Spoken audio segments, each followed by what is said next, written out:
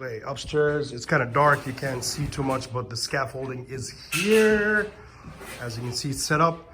They've not started the sistering in or the collar ties. It's really dark. You probably can't see that even with my flashlight, but basically you can see it's not started.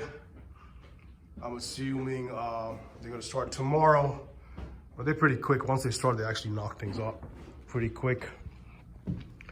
Okay, all the framing, the interior walls are pretty much done. So that's the staircase going down to the basement. Oh, I should say that the sheeting for the roof is done. Still waiting on one more quote for the roof before we can get that started. But yeah, that's the wall, basement wall. Here's your closet. This is the closet. Kitchen starts here. This is the kitchen. So we got that one trunk in the center. We got to box that out. So then we will have a nice coat hanger on this side, equally a coat hanger on this side, shelves in that closet, so it looks good. There's enough space here to actually move furniture into the bedrooms. That's the first entrance door there. That's the second entrance to the second bedroom there. They're all framed in. Floor, subfloor is put down. So